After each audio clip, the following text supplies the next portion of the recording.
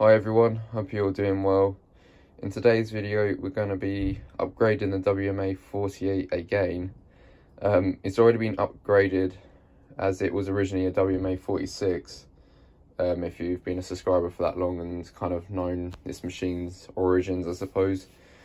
But today we're upgrading it to a WMA64. I've got the bits, they're indoors, I need to go and get them. Whether or not this goes well, I do not know, but I suppose I can only hope and pray that it does. I'm going to film reassembling obviously the right fascia on and all that, but I'm going to also probably do a test wash tomorrow, as it is quite cold at the moment, so the water's kind of frozen. As you can see, it's literally frozen and coming from this what do you want to call it, what do you call it, the hose pipe going to the washing machine. So anyways, we're going to take this off. Obviously we're going to get it all apart and we're going to get it all together, and we're going to switch it on today, but I'm going to test it tomorrow. But I'm going to put it all in one video like I did with the WT741 when we upgraded this one. So I'm going to put you on a tripod then, and I guess we'll see where we get with it, as I do need to also actually upgrade the PCB, the way it connects on, as the legs are really loose and I don't really want the PCB vibrating itself to pieces. When this goes into spinners, obviously I don't really think it's going to be very calm. As you know, these machines often do go for a bit of a jump when they try and do a spin, but that's alright, I suppose. Right then, you know what, let's just get straight into it then. So this is what I was talking about. These little legs go into the metal bracket, and as you can see, they are really loose. Don't get me wrong, I'm happy it has them because it's going to make my life easier, obviously connecting this PCB onto the machine, but I'm going to probably put a dab of hot melt glue on the ends of these so it's not as loose, because like I said, I don't want this PCB shaking like crazy. But the hot melt glue gun's heating up at the moment, so in the meantime we'll get the fascia and all that off. Okay, so I've got the lid off of it, and I'm gonna try not get in the way too much of the whole process of it. The machine is unplugged, by the way, so there's no more power going to the machine. Yeah, there isn't. Just making sure. Always better to be safe than sorry in these situations. Alright, screw number one out.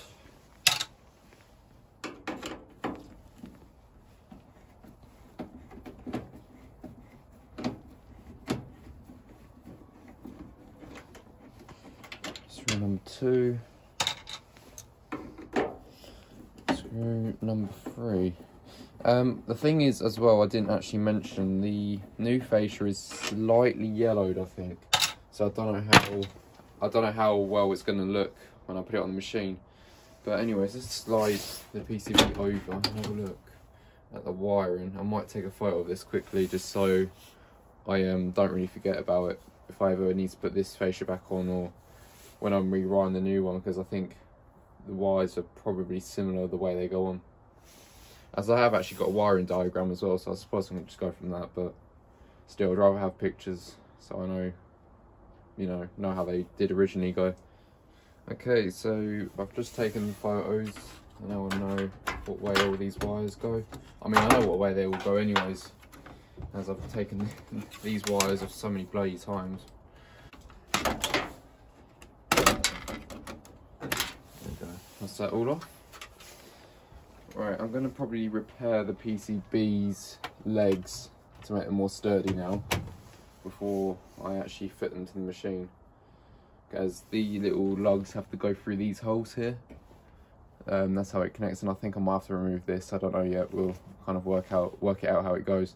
But I've got to push all these wires through, as obviously the PCB is going to be this side, not this side, as obviously it's an interface board. This side. I can tell you this, the cold's really getting to me. I really hate the cold. Right, okay, so that's all that them wires pushed in. I'm going to quickly solder the legs on the PCB. Okay, so I've hot melt glued all the legs. Whether or not this is going to work, I don't know. If it don't, then I suppose it don't. But I've just moved all the wires out of the way so I can actually get this PCB in, and then we're going to work out how all these wires are gonna go, and then I'm gonna try and tidy them up a bit. So let's see if we can put it in then. So it goes this way because these 3 lugs will match up with these 3 holes here. Let's see if I can do it then. See how easy it'll be. So it'll either be a walk in the park or the absolute hell. Alright, let's see if I can at least line them up. This is all the wires you see are pushing PCB around. Right, there's 1, there's 2, there's 3. Push them in. Okay. Push the bottom ones in. That seemed a bit too easy if you ask me. The thing is the thing I don't like about this design is look how there's like metal here, and there's obviously a bloody printed circuit board there with like where electric's got to be running around, and if that comes loose and starts touching on this, it's just going to short circuit itself. It just seems a bit, I don't know, just a bit bizarre really, but what are you going to do? I mean, I could fix it and, you know, make a bit of a bodge, but why should I have to do that? I shouldn't have to, should I? But anyways, I believe so they're in. I've pushed them as much as I can. You know, it don't want to come out, have a bit of a wiggle, so I believe that's all good. Let's try and get these wires on then. I mean, if I can remember where they went. I think I might do this off camera because I need to look at some photos, but well, I might look at the photos and then I might be able to just try and do it on camera, I don't know. We'll see. Right, okay, so I'm back once again. We've got the PCB all installed now. I'm going to be honest, it was a bit of work because I had to, one of the power connector that connects to the board from the suppressor was a bit different for some reason, and obviously all the wires are all different way rounds and all that, so, well, not different way rounds, I mean like, you know, the way they connected to the old board was different, like it came through here and I've had to like rewire it, I suppose, up here, and how all the wires go so they don't touch the drum. It's been a bit of a nightmare, but we've got there. I might as well show you what I've done. I don't know if you can see. So this is what I've done. I've tried making it the neatest I can without making it look too ugly. Let me get the phone off the tripod, that might make it a bit better so you can see what I've done. But yeah, this is what I've done. I've made it this is the neatest I can really get it without having to rip the whole machine apart. I'm fine with this, I think for now it will do. It's just the wires don't go in this slot anymore, but I've just put a cable tie there just to keep them together for now. So anyways, I think all the wires are on right from what I've looked at from the wiring diagram, so I think without further ado we'll reassemble it and see if it turns on. Let's get this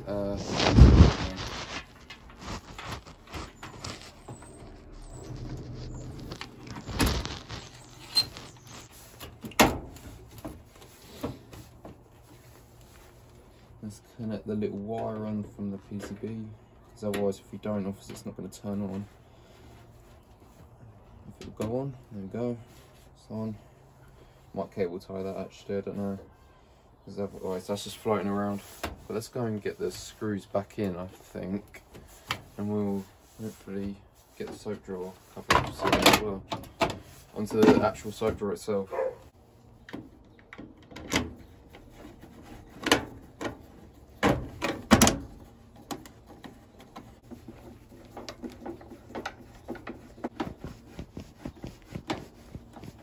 Without further ado, I'm going to put the top back on, but I'm going to put it on loosely as I want to have it off whenever I do the test wash tomorrow. But this is what I mean. If I put this soap drawer back in, you can see the colour difference. It's quite immense. It's not too good really, but it is what it is.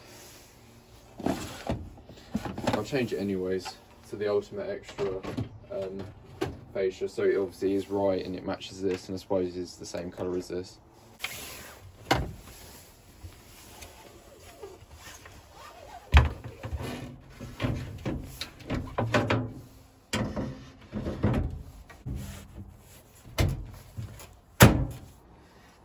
Okay, so let's get the soap drawer apart and put the new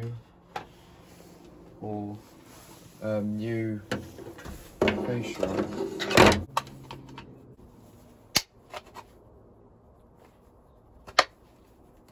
There we go, it's coming away. Or not. No, there we go. Just that out. We'll get the last two out.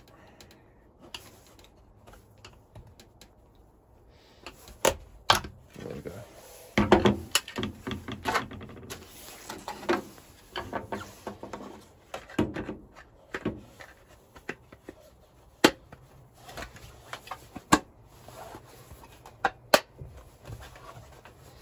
That's that in. Right, let's get the softener bit and put it back in.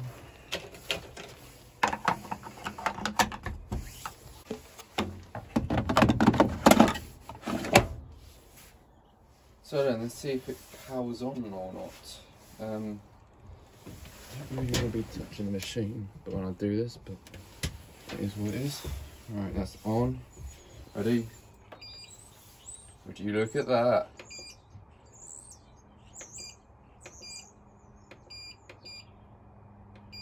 Perfect. So obviously variable spins 1400.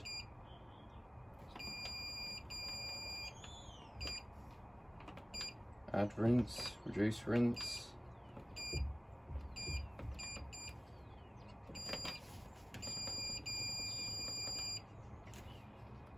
What's the favourite program stored on this? 40 degrees, 1 hour 33, and 1,000 spin.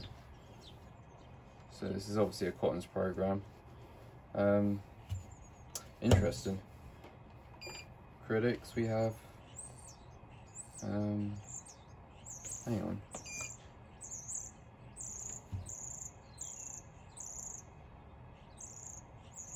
Okay. So wait, if I think I've just saved the new stored program or something. Wait, so if I turn it off, favourite. Oh, okay. So I've accidentally saved a new program. So if I wanted to do this, and I'll press favourite again, that's my now new favourite program. Okay, right. I'm gonna set my favourite program up. Actually now, why not? So normally when I do a towel wash, this is like my favourite cycle in this machine. I normally put it on cotton 60 with add rinse or extra rinse, and I'll do mini load, because then when it gets to the final spin, or whenever it does the spins, it's not as sensitive. On the final spin, it doesn't rebalance at all during the final ramp up, so it only rebalances on the first burst, which is quite cool. And obviously it saves time with rebalancing and all that, because at the end of the day I don't have all day to wait for balancing. So now if I press favourite program, it's gonna, yeah, it's stored. So if I cancel this, on favourite stored. So I think whenever you select the stored program, like you can do this and all, you know, you can do all that, but if you have to cancel it, I think, so you don't overwrite what you've done, which I think, yeah, yeah.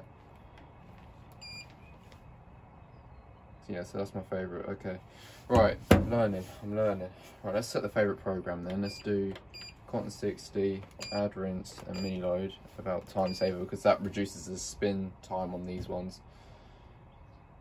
That's an hour 31. What's it with time saver then? Okay, an hour 27. Do I save it like that? I don't know. It's just I want a longer final spin, so I probably would do it without time saver, and I'm going to press my favourite, so that'll now be my favourite program. Okay, and then obviously you have rinse and spin programs.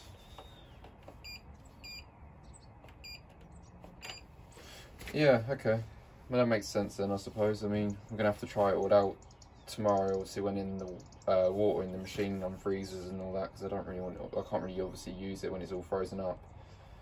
Obviously, it's a downside that it's yellowed, this fascia, but I mean, I'll just have to source a new one in the future. Here's what it is. Okay, well, I'll see you in a moment then. Okay, so night's passed and everything's kind of defrosted now, so I guess without further ado, give it a test and see if it works. I'm going to do it on my favourite cycle, the one that I stored yesterday, well, obviously earlier on in the video, because it's all going to be in one video. So let's turn it on. There we go.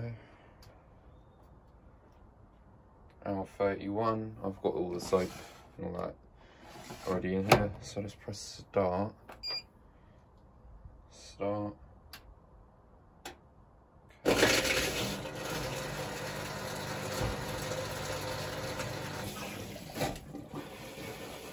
Maybe the ice hasn't completely melted in the pump. Okay, well, at least you know the pump's working, but obviously it's got ice in it then. I was not expecting that. Well, let's just hope it can pump the water out then later. I'm guessing there's going to be some very unbalanced spins as well. Seeing that we've got towels in there. Okay, so we're power streaming already, as the water is probably around 60 because obviously I put hot water on for this wash, so it should go a lot quicker. We've got an hour and 27 on the clock, and I've put on child lock just so it's more going on the display. I mean, don't even need it on really. So far so good. See inside. Happy days. Hopefully we're going to get some unbalanced spins then. I mean, like I say, it is tails, so we should. I mean, I wouldn't really say that's like 40 quite yet, but sorry, 60. I think it's around 40. Maybe a bit more, I don't know. Still got a little way to heat yet.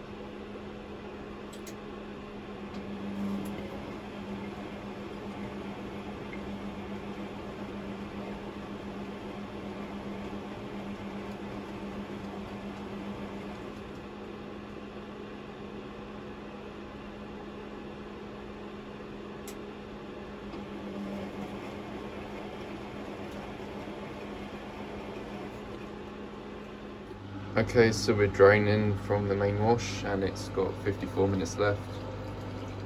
It should only do a 250 RPM burst, I think. I don't think it's going to do 600 like it did with the old board, WMA48 board.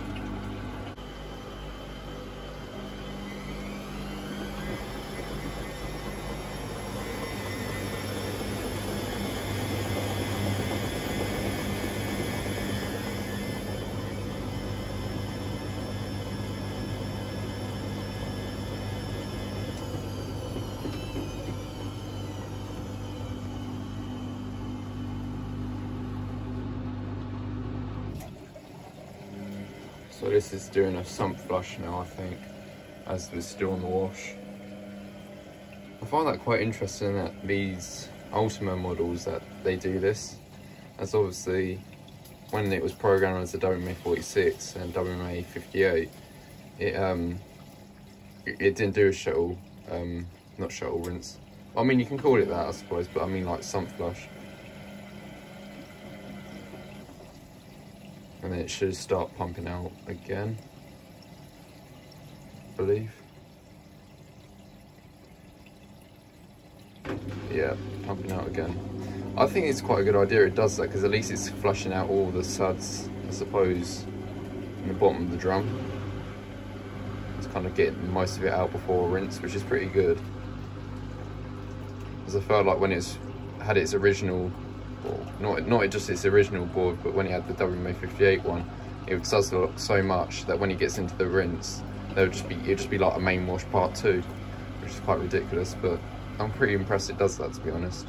It's just a shame it don't go any faster than 250 for the wash burst. There we go, we're on the rinse phase now. It's obviously got 49 minutes left, and it should be doing 3 rinses, as obviously we've got an ad rinse onto the cycle.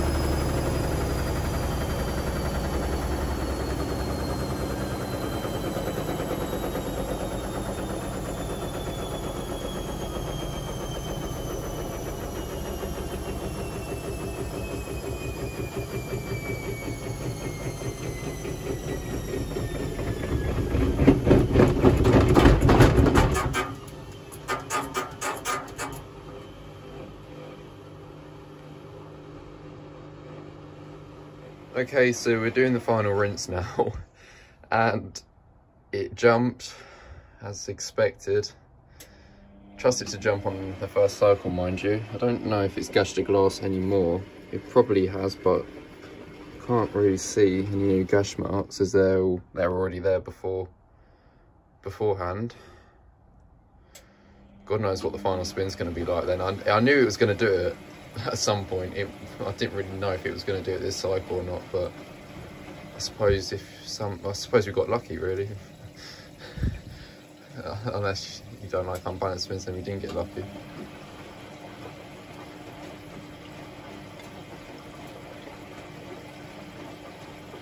It's a Hotpoint WMA, so these things do happen with these, obviously. Right, 21 minutes left and we're on the final spin. Let's see how unbalanced we get.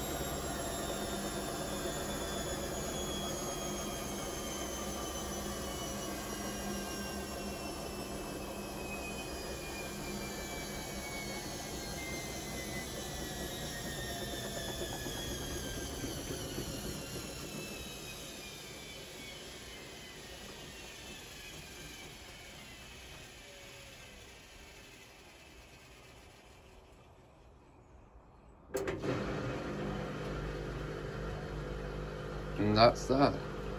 I'm pretty impressed with it, to be honest. I mean, I can't really fault it, to be honest. I'm quite happy with how it all turned out in the end. Got a nice little jump out of it as well, I suppose, and at least I can now tell how long it's got left and got some, you know, extra features on it and all that. I'm gonna have to try some of them features out, I reckon, see what it all does. There we go, gone to end, around locking. I'll turn off the child lock, I think, as well, as we don't need that on now. There you go, that's that off. So you've got to wait for the door to unlock now, and I suppose that'll be it for this video. So in conclusion then, it definitely was worth upgrading it, even though I know this is yellow, but you know, I think I can live with that, having more features and whatnot. Yeah, happy days. That's the door unlocked. Let's open it up. Perfect. It's all strapped to the drum. Alright then, I hope you enjoyed this video. I'll see you in my next one. Thanks for watching.